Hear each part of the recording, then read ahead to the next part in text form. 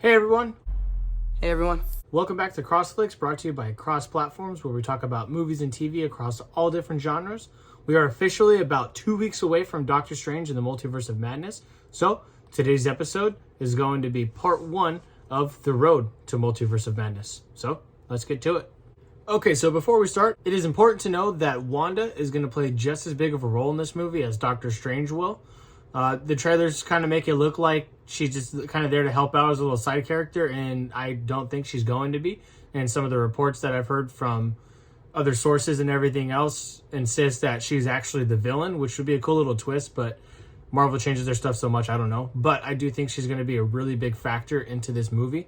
So, the first thing you should watch or be caught up on is Avengers Age of Ultron. Avengers Age of Ultron is kind of the birth of where the Scarlet Witch came from, or how Wanda got her powers and everything like that. Her and her brother Pietro Quicksilver, they already had their powers at the beginning. It kind of goes into a little bit more of that in WandaVision, which I'll talk about later. But this kind of shows how and why she became an Avenger. Next up, you have Captain America Civil War. Again, this is important because Wanda plays a very key part in this movie, because essentially she's the entire reason why the Sokovia Accords exist, and the reason as to why the government is trying to control the Avengers and what they do and just not give them freedom to go and do whatever wherever they want. So that's a good character arc for her, and then also her relationship with Vision is really important in this movie. It's not there for long, but it's important, and it gets expanded on even more in Infinity War. After that, go ahead and transition into Doctor Strange mode and watch his origin story, Doctor Strange from 2016. This was a really fun movie. I liked it a lot more than I thought I would. Doctor Strange has been a character that I've been interested in for a very long time. And then when they were actually doing the movie, I got really excited for it. Originally, I wanted Johnny Depp to do it. And while I think he could have done a good job, I love Benedict Cumberbatch in this role, and I honestly couldn't see anybody else doing it. So give that a watch if you haven't seen it already. And you'll also learn a little bit more about the magic. They kind of mentioned the multiverse in the movie at one point. This universe is only one of an infinite number. Who are you in this vast multiverse?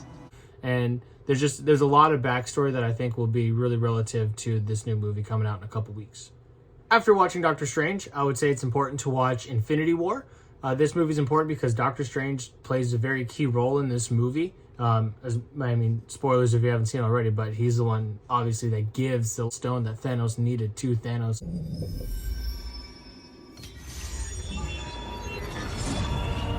So his role is really important and drastic, and he was actually the key in what eventually saved everybody in Endgame. So watch it for that. The dynamic between him and Tony Stark was really fun too. That's something I was looking forward to ever since Doctor Strange became a character in the MCU. And also he kind of starts a relationship with Spider-Man in this movie, which obviously then gets explored and expanded on more in SpiderMan No Way Home.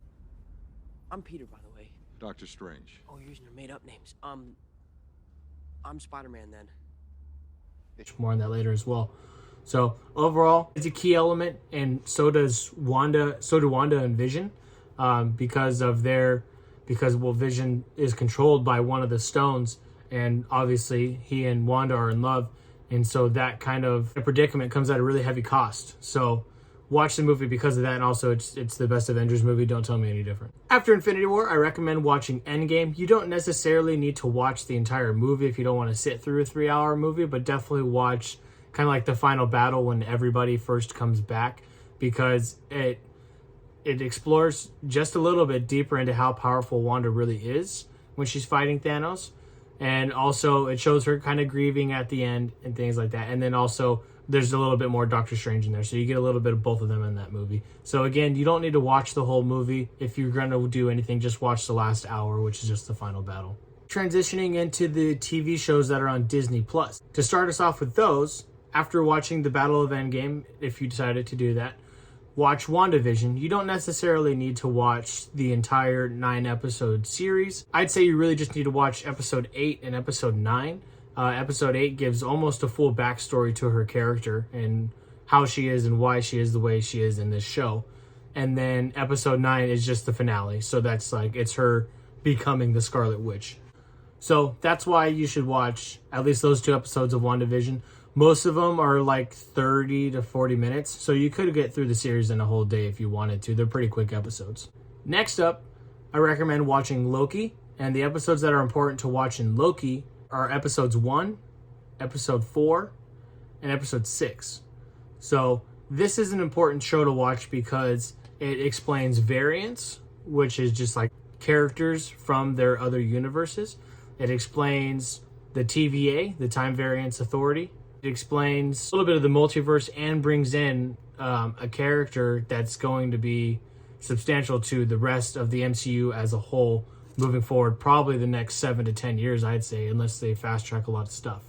So definitely episode 1, episode 4, and episode 9. Again, they're like 40-minute episodes, maybe 50. So that's why I'm doing this 2 weeks prior to when the Doctor Strange comes out, because it is important to kind of know these little elements. Also, it's important to remember that the Loki in the Loki TV series is actually the Loki from Endgame in a different timeline. So it can get confusing, but this show does a really good job at explaining that. And I believe they explain all that in episode 1. So that's definitely why episode 1 is important. And also kind of why it's important to watch Endgame. Next up on the list of shows to watch is the cartoon What If.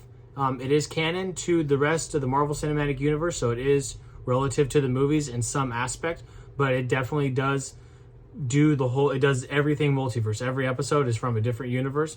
It's all a multiverse thing, and it'll kind of help explain the multiverse a little bit as well. The important episodes to watch in the What If series is episode 4 and episode 9.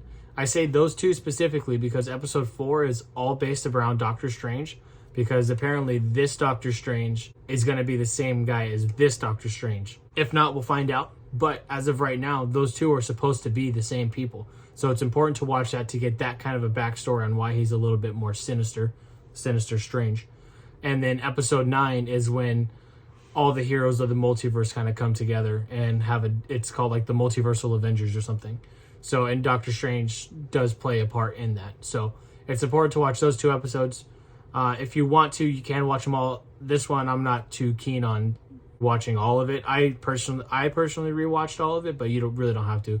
Just those 2 episodes are the most important. Up next, last thing you should watch before heading into Doctor Strange in the Multiverse of Madness is SpiderMan No Way Home. This movie is important, obviously, because it shows the relationship of Doctor Strange and Peter / Spider-Man expanding and growing, and it also has a huge multiversal aspect with bringing in Andrew Garfield and Tobey Maguire Spider-Mans. They mention the multiverse a little bit in that movie, and it's kind of the bridge to this Doctor Strange Multiverse of Madness movie. So definitely give that a watch if you haven't watched it already. Last little thing is more of an honorable mention. If you want to watch the little clip from Thor Ragnarok between Thor and Doctor Strange, you can. I personally don't think it's all that important to the overall story of Doctor Strange in the multiverse, but if you want to watch it just to have a couple little laughs, go ahead and do that. So just a little recap on what to watch, just a quick version of it, is Age of Ultron, Captain America Civil War, Doctor Strange from 2016, Infinity War, Endgame, WandaVision, episodes 8 and 9 specifically, Loki, episodes 1, 4, and 6 specifically, What If, episodes 4 and 9, Spider-Man No Way Home, and then maybe Thor Ragnarok, just a little clip of him interacting with Doctor Strange. That'll be it for me for today. Again, this is part 1 of the Road to Multiverse of Madness.